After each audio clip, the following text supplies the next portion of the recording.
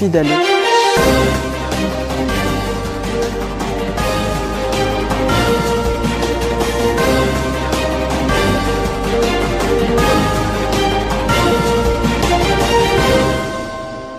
Bonjour à tous et merci de nous rejoindre pour ce principal rendez-vous de l'information dont elles sont les faits saillants. La belle donc avenue Nasser fait peau neuve.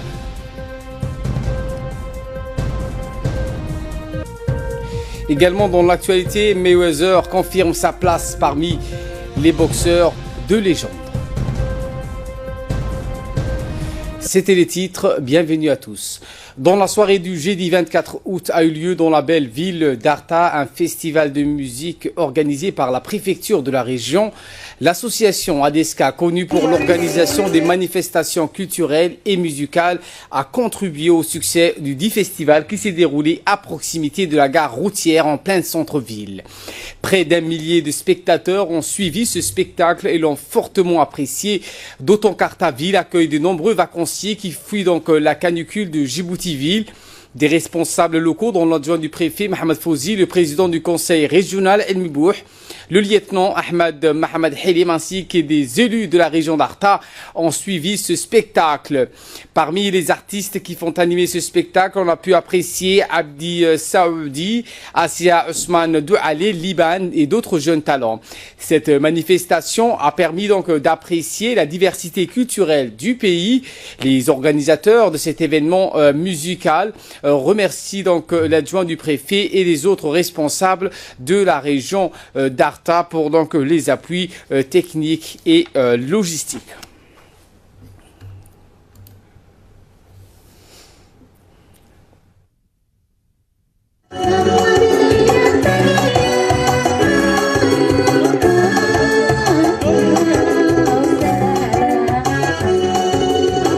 marka hore waxaan salaamay horta gobolkan Arta oo maartay xaflad noo qabtay. Les récentes précipitations enregistrées sur le territoire ont fait que tous les oueds sont en crue. Donc les oueds d'Ambouli et de Cheikh ont causé des désagréments en interrompant donc la circulation momentanément. Il faut dire qu'il n'y a pas seulement cet aspect donc négatif, mais il y a d'autres aspects, celui de réapprovisionner tous les micro-barrages réalisés par le ministère de l'Agriculture. En effet, ces micro-barrages sont à flot et offriront de l'eau pour les mois à venir, ce qui permettra donc aux agriculteurs de reprendre leurs activités maraîchères pour le reste de la saison.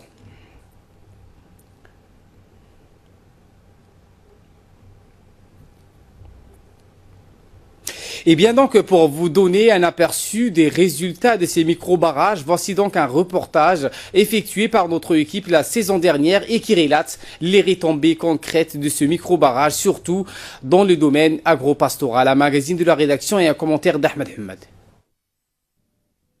Si les forages qui alimentaient les puits en eau potable ont été déplacés vers l'arrière-pays, c'est parce que le seuil critique a été atteint en ce qui concerne les réserves de la nappe alluviale du littoral de Djibouti.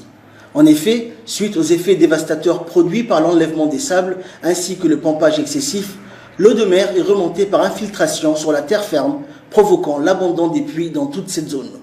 L'eau des puits étant devenue salée, toute cette zone propice à l'agriculture a été abandonnée. Une véritable catastrophe pour les habitants de cette zone propice à l'agriculture.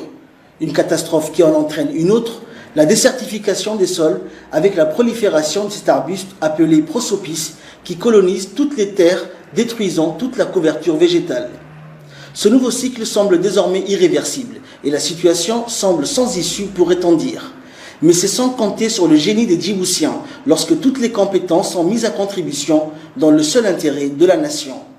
Une philosophie que l'on applique au quotidien au ministère de l'Agriculture où la riposte face à cette catastrophe se prépare. Un comité d'experts composé d'ingénieurs, dont le ministre lui-même, ingénieur agronome de formation, est constitué. D'emblée, des mesures d'urgence sont décidées. Tous les forages alimentant en eau potable la capitale ont été délocalisés. Le prélèvement des sables dans cette zone a été également prohibé. Nous sommes début 2014. Une première étude hydrologique pour l'aménagement d'un barrage est réalisée par la direction des grands travaux du ministère. Cette étude comprend tous les facteurs qui vont permettre à cette région de recouvrir sa vocation agricole. Le bassin versant a été étudié sous tous ses angles. Ainsi ont été réunies toutes les données permettant de mieux connaître la nature du terrain et son nivellement. 2 sites ont été retenus pour la construction de 2 micro-barrages dont les travaux ont été aussitôt lancés par le comité. 2 ans après, les résultats sont là. La nappe alluviale a été réalimentée, entraînant un recul de la montée des eaux de mer, ce qui permet à la population de récupérer toutes les terres arables abandonnées auparavant. Les jardins maraîchers repeuplent la zone. L'irrigation n'est plus un problème. Avec ces 2 micro-barrages, une énorme quantité d'eau, ressemblant plus à l'affluent d'un fleuve, est désormais disponible une grande partie de l'année. Pour la seule année 2016, ces retenues ont été fonctionnelles 4 à 5 fois. Ces bassins sont à sec tout au plus 3 mois dans l'année.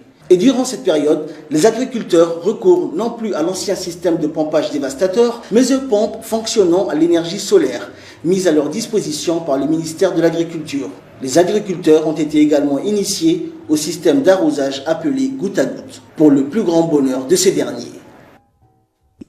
deeqda ilaahay baa leh waa deeq baana noo keenay deeqday waxay ahayd biyo xidh iyo soleer biyihii beerihii u dhawaa intii biyo xidhka loo sameeyo oo dhan hadday xadhaadhaayeen iyo haddii ay biyo yaraayeenba ceelashu way noo macaanaadeen biyihii way noo biireen intaana waxaan doonaynaa inta kale ee lamida inaan sidaa iyo si kasii fiican biyo xidh kalena noogu sameeyo ayaan doonaynaa.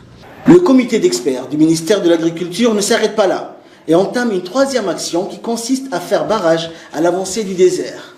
La prolifération du prosopis condamne toutes les autres espèces végétales. C'est la solution apportée à ce problème qui relève du génie. En effet, le comité d'experts va cibler un arbuste, l'Egyptia, et le réintroduire dans la zone. Le concept utilisé est l'un des plus insolites. Des ruminants en prévenance d'une région du Somaliland sont régulièrement répertoriés et relâchés sur cette plaine. À leur arrivée au centre de bétail, ces ruminants portent dans leur estomac les graines de l'Egyptia. Ce bétail est régulièrement lâché sur cette plaine où il va laisser ses crottes contenant la graine de l'arbuste Egyptia et la nature fera le reste. L'Egyptia, seule espèce à pouvoir stopper la prolifération désastreuse du prosopis, pousse aujourd'hui, comme vous le voyez, en abondance sur cette plaine. Il est encore de petite taille, mais atteindra sa taille normale dans quelques temps. C'est là le coup de maître du comité d'experts. Un travail d'équipe remarquable et très remarqué. Raison pour laquelle l'arbuste Egyptia, Koulan en Somalie ou encore Alaito en Afar, est retenu comme bouclier parmi d'autres contre l'avancée du désert, symbolisé ici par le prosopis qui nous entoure, prosopis Garanwa en Somalie ou encore Dathada en Afar. Et c'est à ce titre que cet arbuste Egyptia fera partie des plantes sélectionnées par l'Afrique pour faire la grande muraille verte Djibouti. L'avenue Nasser donc est par ailleurs en rénovation avec les travaux de la remise en état de cet axe routier majeur pour les transports en commun et dans sa phase donc finale. Donc suivant les explications d'un reportage signé Nasser Ibrahim et aux commentaires Ahmed Hamad, Hussein Aouled et Negafouad. L'une des plus grandes artères de la capitale fait peau neuve. Il s'agit bien évidemment de l'avenue qui porte le nom de l'illustre leader égyptien et arabe Gamal Abdel Nasser.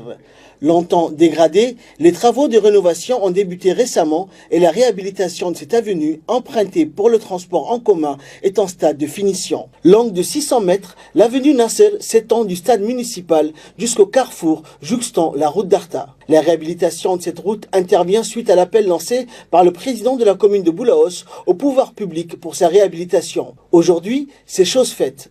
L'avenue Nasser, qui dessert les quartiers 6 et 7 de la commune de Boulaos, est empruntée par les transports en commun dans le sens de l'allée d'Ambouli jusqu'au terminus de la place Harbi. Elle est de ce fait un axe routier majeur de la circulation et du transport en commun. D'où la satisfaction des chauffeurs de bus qui autrefois se plaignaient de l'état dégradé de la route, craignant ainsi des dégâts pour leurs véhicules. Nous étions contraints à cause de l'état dégradé de la route et des contournées avenue Nasser. Avec la réhabilitation de cette route, C'est une consécration pour nous, chauffeurs de bus et le riverain, notamment le quartier 6 et 7 qui sont bon nombre de nos clients. Sur un autre plan, les riverains pénalisés longtemps par le main que le dessert en bus affiche leur satisfaction de voir cette route réhabilitée.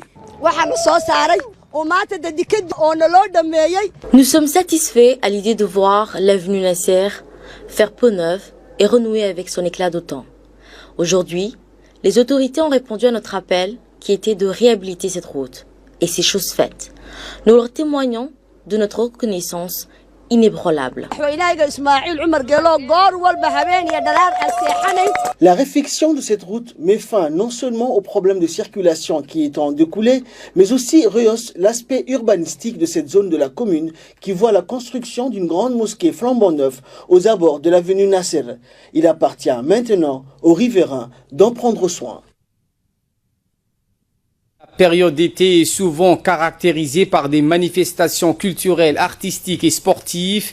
C'est dans ce sens que l'association de jeunes de Ronda, sous la houlette du secrétaire d'État à la jeunesse et au sport, a clôturé hier matin le tournoi d'été qui a duré 3 mois. Ronda, un village estival et apprécié par tous pour son climat et sa position géographique, reste l'une des destinations favorites des vacanciers djiboutiens. La finale a opposé l'équipe de Gaboli à celle de Soura. Une rencontre très équilibrée a conduit les deux équipes à une séance de tir au but.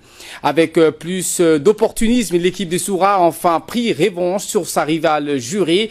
Après le foot, nous avons assisté à une bonne partie d'athlétisme dans le but de détecter les talents. L'association a aligné donc les jeunes espoirs de moins de 15 ans. Les 3 premiers, tous originaires du Rwanda, ont fait parler de leur talent, ce qui n'a pas resté donc inaperçu par les détecteurs et organisateurs de cette compétition. Après l'effort, le confort, les vainqueurs et vaincus étaient appelés donc à monter sur le podium lors de la cérémonie de remise des trophées. Une cérémonie animée par la vedette Aïdaro et le jeune artiste de la région Unda Baba, tenu donc juste en face du chef de poste de Ronda, a rassemblé toute la population rondanienne. L'événement s'est déroulé en présence du sous-préfet de la région Aden Mohamed, des représentants du SGES et de plusieurs notables et sages du village de Ronda.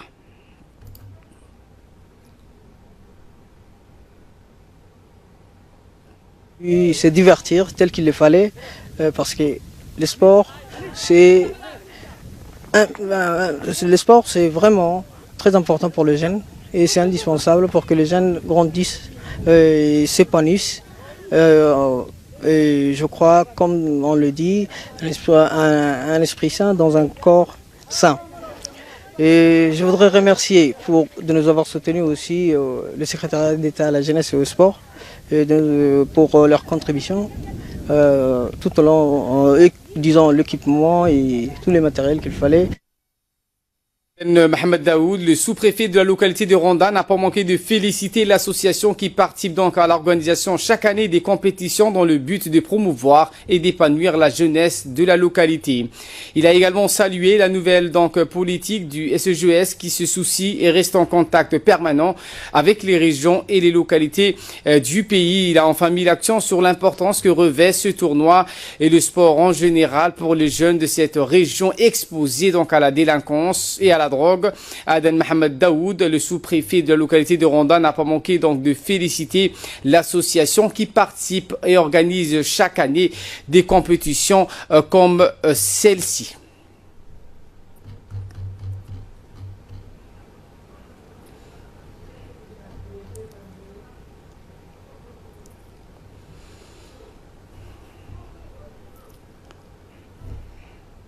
Passons à présent à l'actualité internationale. Barcelone se rassemble contre le terrorisme. Fleur à la main, des milliers de Catalans et d'étrangers sont descendus dans la rue hier à Barcelone pour une grande manifestation en réaction aux attentats terroristes meurtriers des 17 et 18 août.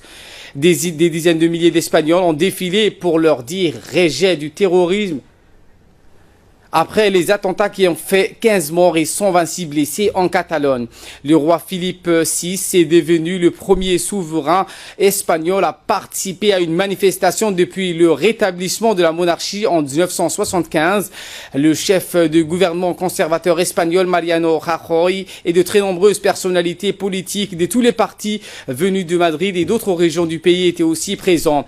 Le rassemblement s'est conclu par le chant des oiseaux, une chanson traditionnelle catalane célébrant la démocratie interprétée par deux violoncellistes. Aux États-Unis, la tempête Harvey a fait 2 victimes et plusieurs blessés. Harvey a fait au moins 2 morts au Texas où les autorités ont mis en garde contre des inondations extrêmement graves. Il s'agit de la tempête la plus puissante à frapper le sud des États-Unis depuis l'ouragan Katrina. Les autorités américaines restent toujours en état d'alerte. Les intempéries ont également fait d'importants dégâts dans cet état au cœur de l'industrie américaine des hydrocarbures. Le vent a déraciné les arbres et arraché les toitures. La tempête pourrait donc ainsi déverser de 1 à 270 mm de précipitations dans les heures ou jours à venir. À Rockport, qui a subi de plein fouet la tempête, les rues étaient complètement inondées samedi et jonchées de lignes électriques et de débris, comme vous les voyez donc sur ces images. Voilà pour l'essentiel de ce 15h. On se retrouve dans quelques instants, mais avant cela, c'est la prière de Asr.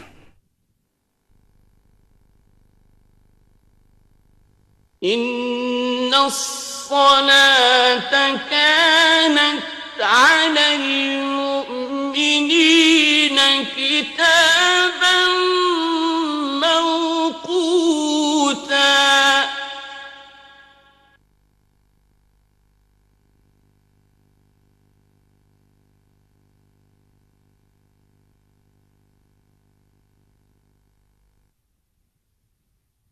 الله أكبر الله أكبر الله أكبر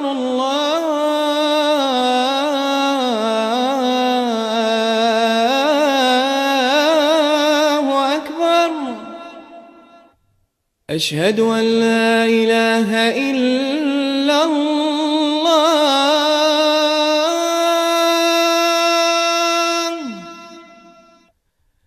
أشهد أن لا إله إلا الله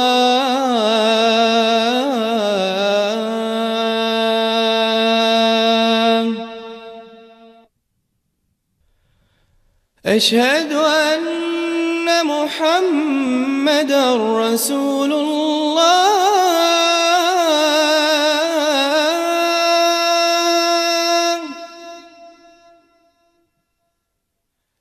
أشهد أن محمدا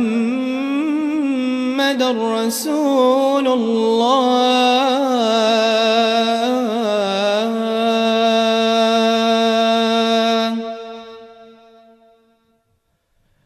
حي على الصلاة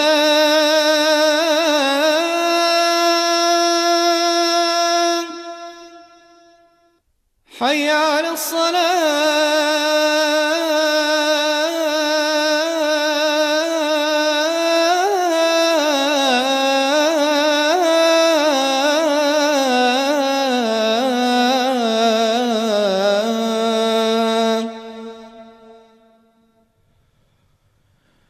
حي على الفلاح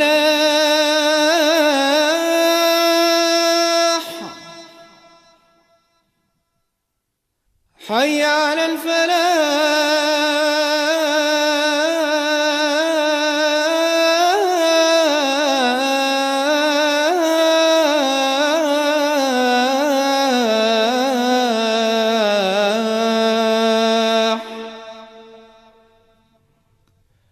الله أكبر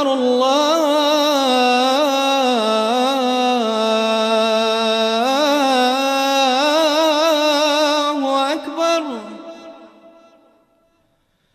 لا إله إلا الله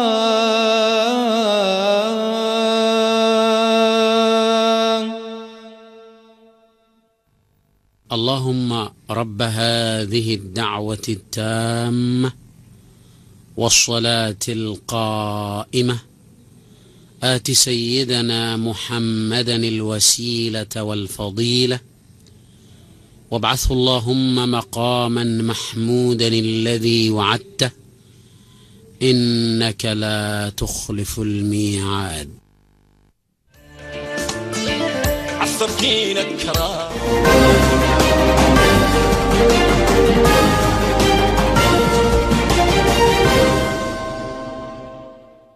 Merci de nous rejoindre pour les minutes du focus. Ahmed Hamad nous a rejoint sur le plateau. Bonjour Ahmed. Bonjour Ali. Et les forces irakiennes en passent de reconquérir la localité de Tal Afar, occupée donc depuis 3 ans par Daesh. Effectivement Ali, c'est l'un des bastions de Daesh, rappelons-le, en Irak.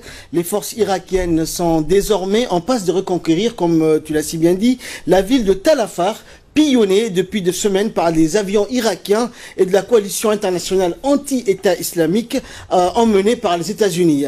Les unités du contre-terrorisme ont repris donc le contrôle du centre de la ville où se trouve la citadelle ottomane. Ils ont hissé le drapeau irakien sur la citadelle, a affirmé dans un communiqué le général Abdelhamir Yarallah, chef des opérations militaires de la bataille de Tal Afar. Donc les combats se poursuivent, a indiqué donc le général, notamment pour reprendre Al-Ayadieh, localité à 15 km au nord sur la route reliant Tal Afar à la frontière syrienne. Sur l'ensemble de la région de Tal Afar, 1155 km² ont été repris donc sur 1655 km², soit 70% de la zone. L'offensive Ali sur cette ville ne cessait donc de répéter. Les commandants militaires au front seraient bien plus rapides que celle de Mossoul et les Irakiens, promet-il, pourront fêter la victoire avant l'Aïd al-Adha, la grande fête musulmane célébrée donc le 2 septembre prochain en Irak. Merci Ahmed pour ces précisions. Merci à vous de l'avoir suivi. Excellent après-midi à toutes et à tous.